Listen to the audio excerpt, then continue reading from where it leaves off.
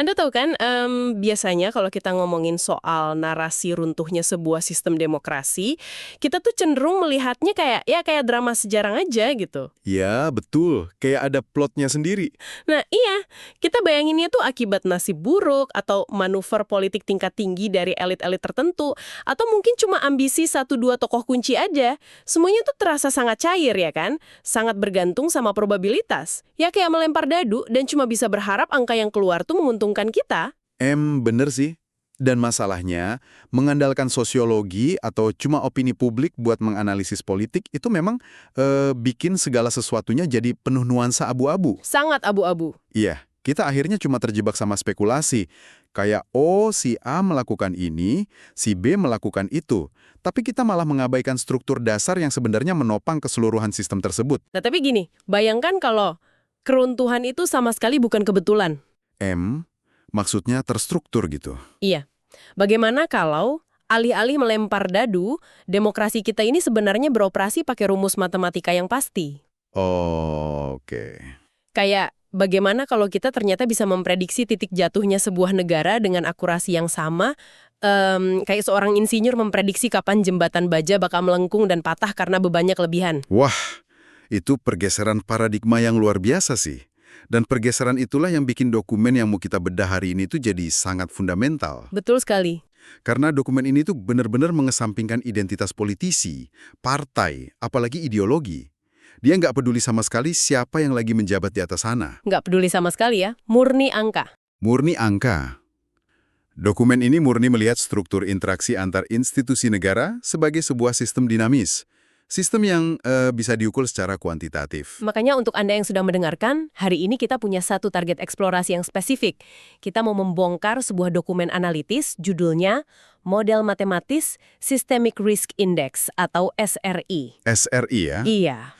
Misi dari sesi eksplorasi mendalam kita kali ini adalah menerjemahkan persamaan matematika diferensial yang jujur aja cukup bikin sakit kepala di dokumen itu. Sangat rumit, iya. Nah, kita bakal terjemahkan itu jadi semacam peta navigasi. Peta yang bisa menunjukkan masa depan demokrasi Indonesia, dan yang bikin merinding, dokumen ini tuh bikin proyeksi sangat spesifik untuk periode 2025 sampai 2035. Jadi pendekatan yang dipakai di dokumen ini tuh mereka sebut sebagai governance risk loop. Oke, governance risk loop. Lingkaran risiko tata kelola. Betul. Di sini sistem demokrasi itu nggak dilihat sebagai arena debat ya, tapi dilihat kayak sebuah mesin. Mesin yang digerakkan sama 5 variabel utama, dan semuanya ini saling berinteraksi terus-menerus terhadap waktu. 5 variabel ya, boleh dijabarkan satu-satu. Boleh. Variabel pertama itu P, ini mewakili presidential power atau kekuasaan eksekutif. Oke, P untuk presiden atau eksekutif. Terus yang kedua itu L, mewakili legislative weakness atau kelemahan legislatif. Kelemahan ya, bukan kekuatan. Oke, lanjut. Iya, kelemahan. Ketiga itu J, judicial pressure, tekanan terhadap judicial atau pengadilan.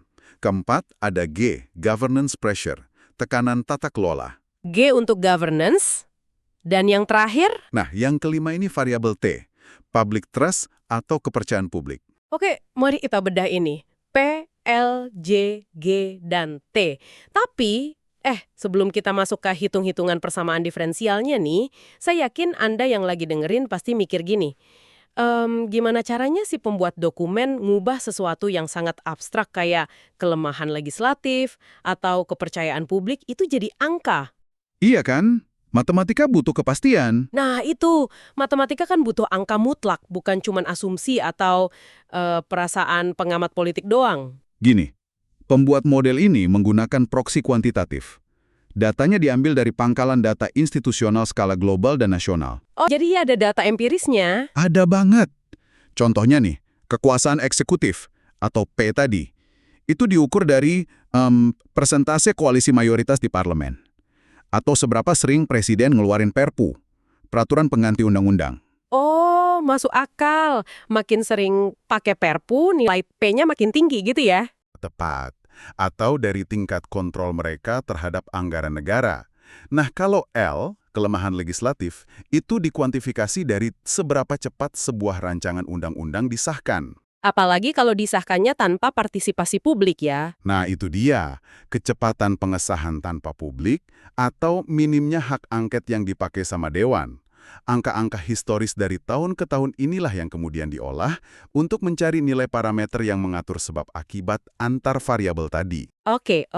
Jadi ini benar-benar bukan tebak-tebakan ya, ini data empiris yang dimasukkan ke dalam algoritma. Nah, karena kelima variabel ini kan nggak mungkin berdiri sendiri-sendiri, saya tuh ngebayanginnya kayak Kayak apa tuh? rangkaian roda gigi raksasa di dalam sebuah mesin pabrik gitu loh. Oke, analogi yang bagus. Iya kan, misalnya satu roda gigi nih, katakanlah roda gigi eksekutif si P tadi. Kalau dia mulai berputar terlalu cepat dan menyerap terlalu banyak energi, dampak praktisnya ke roda gigi legislatif atau L yang terhubung langsung sama dia itu kayak gimana? Nah, hal yang sangat memakau di sini adalah dokumen ini menggunakan persamaan diferensial untuk ngebuktiin kalau interaksi roda-roda gigi itu nggak linear, Nggak linear gimana maksudnya? tapi eksponensial. Jadi gini, ketika kekuasaan eksekutif menguat secara signifikan, misalnya lewat pembentukan koalisi supermayoritas tadi ya, Iya. secara matematis, penguatan itu langsung mendegradasi fungsi legislatif. Roda gigi P yang makin membesar itu bakal benar-benar menekan roda gigi L. Sampai L-nya nggak bisa muter bebas lagi ya? Betul, legislatif jadi kehilangan daya kritisnya dan ya ujung-ujungnya cuma berfungsi sebagai stempel kebijakan eksekutif. Gila sih. Artinya roda gigi legislatifnya tuh aus ya kan? Kehilangan fungsi utamanya. Dan kalau kita urutkan secara logika nih, keausan ini pasti merambat ke sistem yang lain dong. Pasti. Kalau parlemen udah nggak bisa dipakai buat memperdebatkan undang-undang secara sehat, masyarakat yang merasa dirugikan pasti larinya bakal ke pengadilan kan? Betul sekali. Nah, apakah ini yang menjelaskan naiknya variabel J, si tekanan yudisial tadi? Korelasinya persis seperti itu dan terekam sangat jelas di model matematika ini.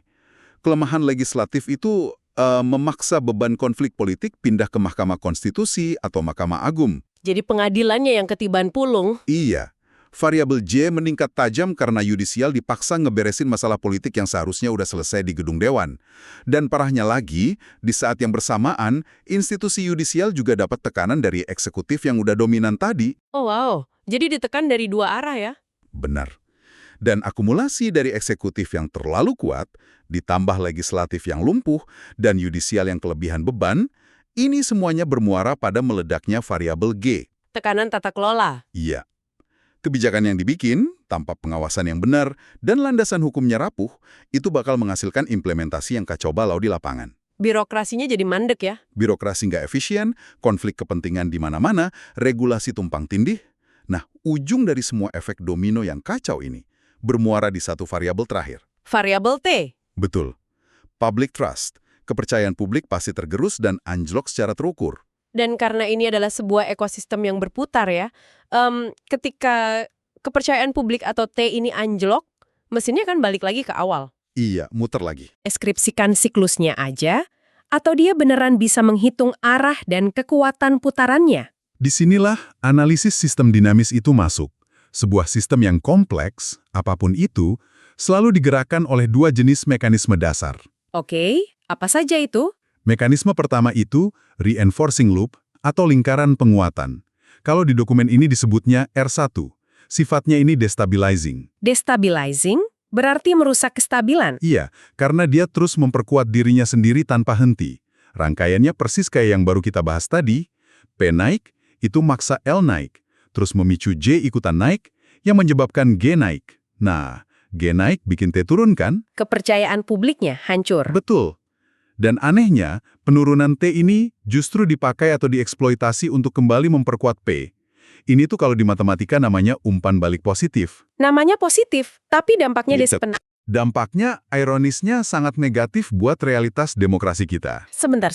Tunggu dulu. Saya mau menantang logika dari loop ini dikit nih. Boleh, silakan. Secara akal sehat ya, kalau kepercayaan publik atau NPT ini anjlok gila-gilaan, Bukankah tekanan sosial yang muncul, kayak protes massa, kritik di media sosial, atau sekedar ancaman bakal kalah di pemilu? Iya, tekanan dari bawah. Nah, bukankah itu seharusnya memaksa pemerintah buat mengerem kekuasaannya? Hmm. Maksud saya, politisi kan bagaimanapun juga tetap butuh legitimasi dari publik buat berkuasa.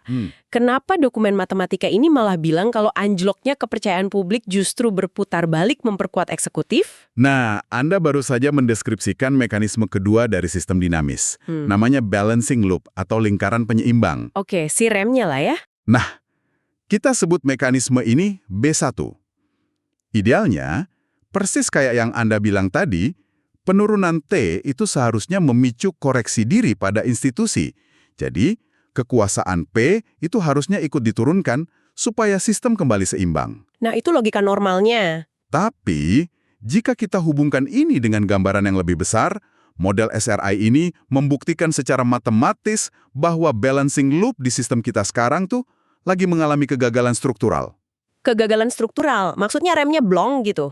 Gini, di dalam struktur persamaan diferensial untuk public trust itu, ada parameter A yang mewakili kekuatan amplifikasi risiko, dan ada parameter B. Parameter B itu apa? Parameter B itu kapasitas kontrol atau adaptasi institusi kita buat memulihkan diri. Nah, dari simulasi data historis, terbukti kalau nilai R, yaitu kekuatan reinforcing loop tadi, jauh melampaui nilai B. Jadi R lebih besar dari B. Sangat besar. Secara matematis, parameter adaptasi sosial kita itu terlalu lemah buat ngelawan dominasi parameter penguatan kekuasaan. Oke. Berarti kalau kita pakai analogi nih ya, ini tuh bukan cuma sekedar mobil yang remnya blong. Bukan? Terus apa dong? Analogi mobil rasanya kurang pas. Karena mobil yang remnya blong kan cuma bakal meluncur ngikutin gravitasi aja. Ini tuh lebih mirip sama sistem autopilot di sebuah pesawat komersial, tapi sensornya rusak. Wah, oke, menarik. Terus? Bayangkan, kepercayaan publik atau T itu adalah sensor ketinggian atau altimeter di pesawat itu. Nah, sensor ini udah teriak-teriak nih ngasih peringatan kalau pesawatnya lagi menukik turun dengan cepat. Alarmnya nyala semua ya? Nyala. Tapi algoritma autopilotnya, yaitu si kekuasaan eksekutif tadi, udah terlanjur diprogram pakai logika yang cacat. Cacat gimana? Setiap kali autopilot ini mendeteksi ada turbulensi atau krisis, solusinya bukan ngeratain pesawat, tapi malah nambah dorongan mesin. Dia memaksakan kendali secara sepihak. Oh, saya paham arahnya. Iya kan? Akibatnya, sistem itu malah bikin pesawatnya stall, kehilangan daya angkat, dan menukiknya jauh lebih tajam. Jadi sistem ini benar-benar secara aktif menghancurkan dirinya sendiri karena mencoba memperbaiki keadaan pakai instrumen yang salah. Itu metafora yang sangat presisi sih. Autopilot cacat itu benar-benar menangkap esensi kegagalannya. Karena gini, kepercayaan publik itu kan emang rentan banget ya. Sangat mudah turun karena akumulasi dari tata kelola yang buruk. Gampang banget hilangnya. Nah, itu direpresentasikan dengan parameter A yang tinggi tadi. Tapi, saat kepercayaan publik anjlok, efek koreksinya buat ngerem kekuasaan eksekutif malah dianulir. Kenapa bisa dianulir? Karena institusi penyeimbangnya kayak legislatif sama pengadilan tadi kan udah dilumpuhkan di fase sebelumnya. Oh iya, roda gigi L dan J-nya udah aus duluan. Tepat. Jadi masyarakat mungkin udah nggak percaya sama sistemnya, tapi sistemnya udah terlanjur mengunci dirinya sendiri. Makanya opini publik tuh secara matematis udah nggak lagi jadi variabel penentu. Wah, jujur itu realitas yang cukup mengusik ya. Maksudnya, kita lagi ngelihat sebuah keniscayaan matematis di sini. Bukan cuma kemungkinan politik yang biasa diperdebatkan pengamat di acara TV. Ini hitungan mutlak. Tapi saya harus tanya nih sebagai pihak yang skeptis. Gimana caranya si pembuat model ini membuktikan secara pasti kalau autopilot kita benar-benar cacat dan bakal bikin pesawat ini jatuh? Pembuktiannya ada. Maksudnya, apa yang ngebuktiin kalau ini bukan sekedar asumsi pesimistis dari si penulis dokumen aja? Nah, ini memunculkan satu pertanyaan penting soal metodologi. Mereka ngebuktiin ini pakai apa yang di matematika terapan disebut sebagai formal stability proof. Pembuktian stabilitas formal? Iya. Untuk menguji apakah suatu sistem nonlinear itu stabil atau enggak di sekitar titik keseimbangannya, para peneliti itu menggunakan yang namanya matriks Jacobian. Matriks Jacobian? Matriks ini tuh pada dasarnya kayak ngambil foto sesaat. Dia memotret seluruh interaksi variabel tadi di satu momen spesifik, lalu dihitung tingkat perubahannya. Nah, dari matriks Jacobian inilah mereka bisa mengekstraksi sebuah nilai yang disebut eigenvalue. Oke, berhenti di situ sebentar. Mari kita bedah konsep eigenvalue ini pelan-pelan. Soalnya, bagi Anda yang lagi dengerin sekarang dan mungkin terakhir kali nyentuh buku kalkulus itu pas SMA, Pasti pusing dengar istilahnya. iya, istilah matriks Jacobian dan nilai eigen itu mungkin kedengarannya kayak bahasa alien ya. Jadi, mari kita visualisasikan ini biar lebih membumi. Silakan. Gini, bayangkan eigenvalue ini sebagai sebuah bola salju. Dan sistem demokrasi kita adalah topografi atau bentuk tanah tempat bola salju itu ditaruh. Oke, kebayang. Nah, kalau eigenvalue dari sistem ini bernilai negatif, bayangkan bola salju itu lagi ada di dasar sebuah mangkuk raksasa. Di bawah ya? Iya, di dasar mangkuk. Kalau Anda dorong bola salju itu ke dinding mangkuk, katakanlah ada krisis politik kecil, atau skandal korupsi, atau protes sporadis di jalan, Bola saljunya gerak naik dong. gerak sesaat. Tapi gravitasi mangkuk itu bakal selalu narik bolanya balik ke bawah, ke tengah. Balik ke titik keseimbangan di dasar mangkuk. Nah, itu berarti sistemnya stabil. Betul, dia punya peredam kejut.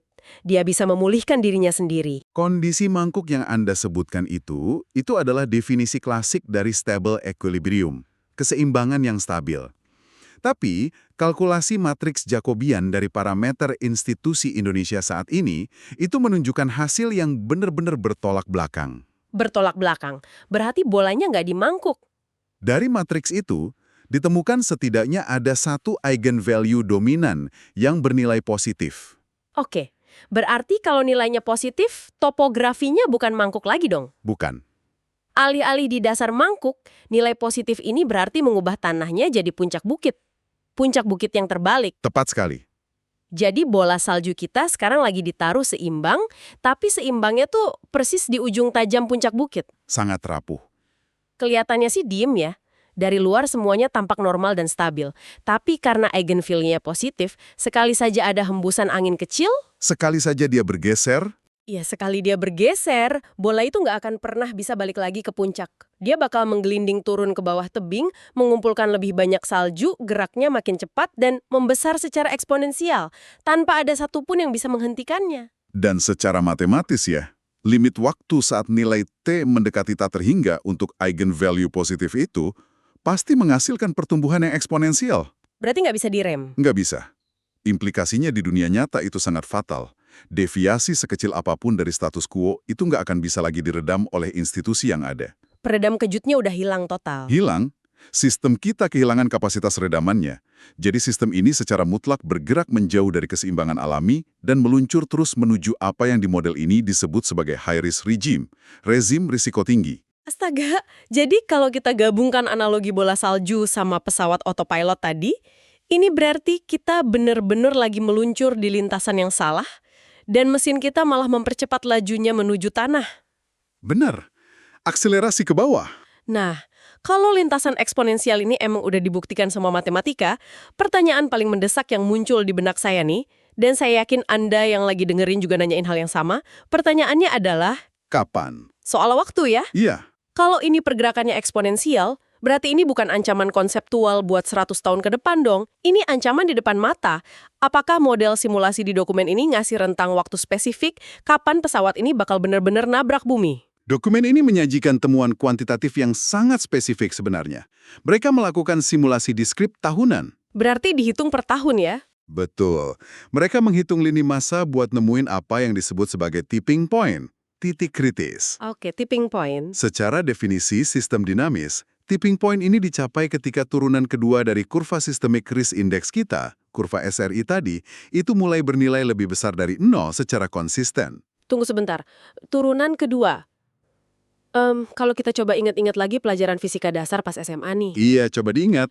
Turunan pertama dari jarak itu kan kecepatan ya kan? Mhm. Berarti turunan kedua ini merepresentasikan akselerasi dong, percepatan. Analisis yang sangat akurat. Betul, turunan kedua mengukur percepatan. Artinya, bukan cuma indeks risikonya aja yang terus naik, tapi kecepatan dari kerusakan itu sendiri itu makin bertambah seiring berjalannya waktu. Makin lama makin ngebut rusaknya. Ya, ketika sistem mencapai titik nol ini, dinamika linier itu resmi berakhir.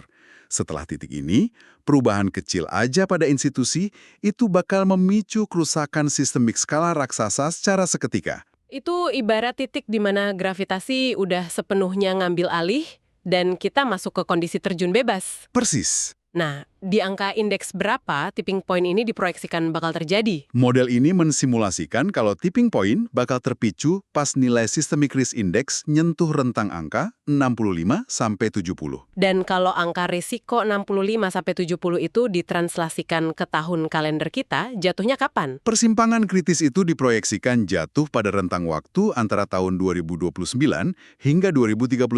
Hah? 2029 sampai 2031? Iya, secara empiris di rentang itu. Astaga, itu kurang dari 5 tahun dari sekarang loh. Kita tuh nggak lagi ngomongin nasib generasi masa depan yang masih jauh, kita lagi ngomongin siklus pemilu kita yang berikutnya.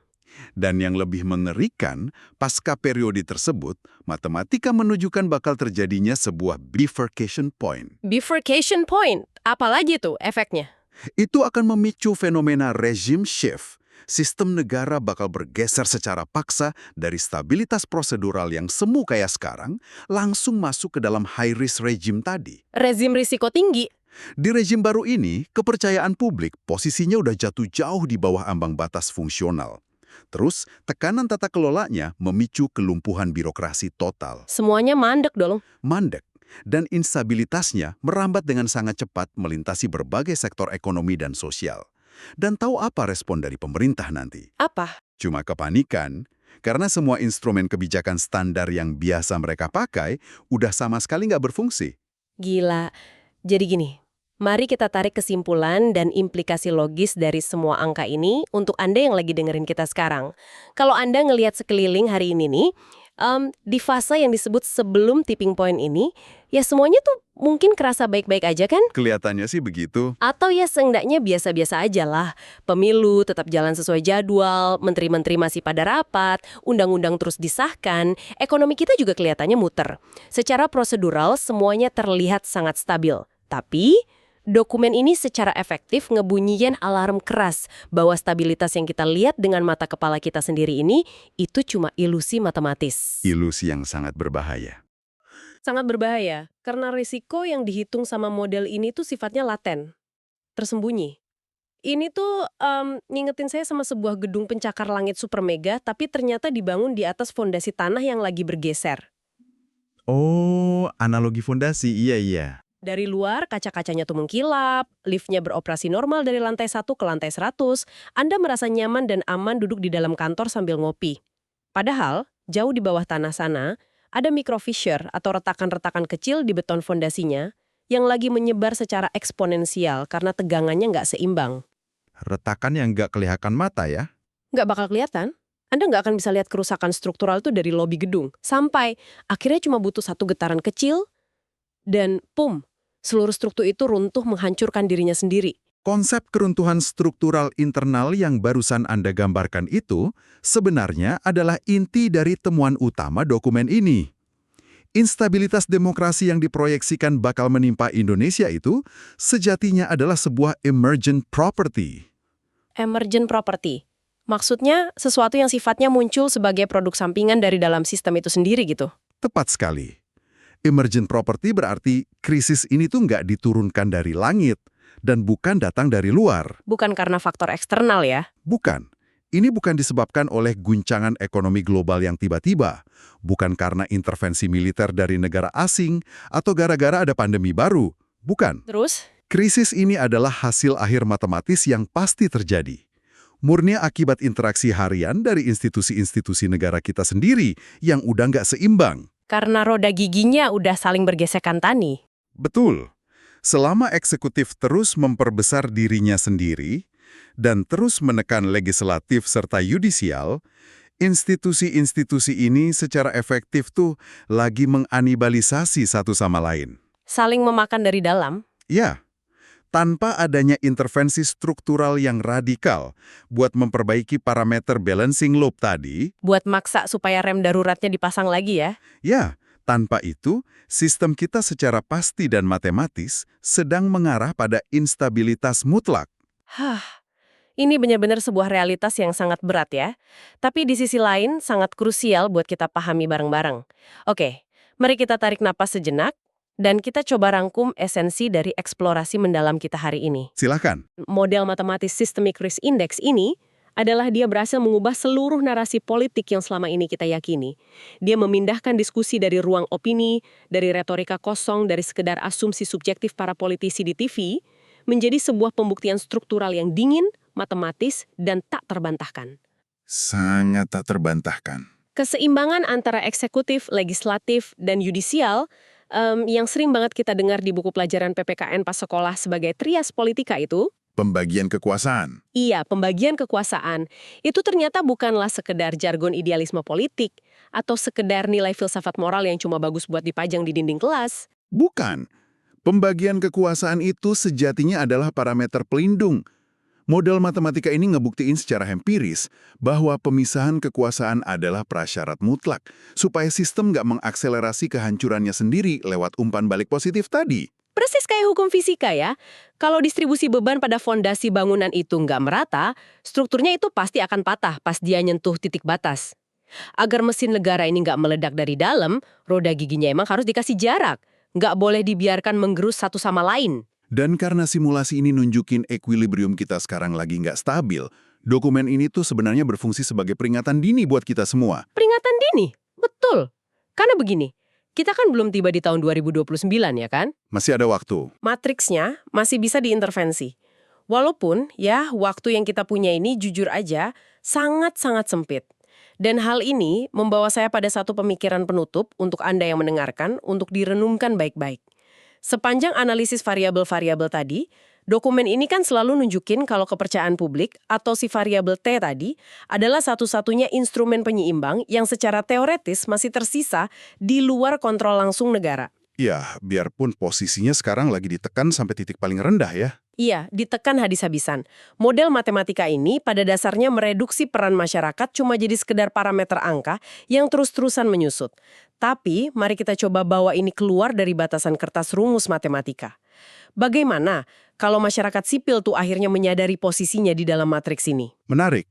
Gimana tuh? Bagaimana kalau Anda yang lagi dengerin, sadar bahwa rasa lelah Anda, sikap apatis politik Anda, atau keputusan kita semua untuk udahlah berhenti peduli sama berita politik? Rasa capek ngurusin negara? Iya. Bagaimana kalau rasa apatis itu sebenarnya adalah parameter krusial yang sudah dihitung dan memang sedang dieksploitasi oleh sistem penguat kekuasaan ini? Kalau kita sadar bahwa bola salju itu sekarang lagi bergetar di ujung tebing, bagaimana kalau cara untuk menghentikan tipping point di tahun 2029 nanti bukanlah sekedar ngarepin ada politisi baru yang duduk di kursi kekuasaan? Karena politisi baru pun bakal masuk ke struktur mesin yang sama. Tepat. Bagaimana kalau solusi sejatinya adalah dengan meretas ulang nilai trust atau kepercayaan kita sendiri? Membangun kembali kekuatan dari bawah. Betul, membangun kembali modal sosial dan kesadaran kolektif kita agar parameter resistensi kita ini berubah dari yang tadinya cuma angka yang statis dan lemah menjadi sebuah kekuatan yang nggak bisa lagi dianulir sama algoritma mesin eksekutif. Bagaimana kalau pada akhirnya kitalah satu-satunya teknisi yang bisa menyambung kembali kabel sensor autopilot yang terputus itu sebelum pesawat kita benar-benar menukik dan menghantam bumi? Itu pertanyaan yang luar biasa penting untuk kita jawab secepatnya. Sangat penting. Baik, terima kasih karena Anda telah bersedia menemani kami menyelami kerumitan matematika dari masa depan demokrasi kita hari ini. Teruslah membongkar informasi, pertahankan rasa ingin tahu Anda yang kritis, dan sampai jumpa di sesi eksplorasi mendalam kita berikutnya.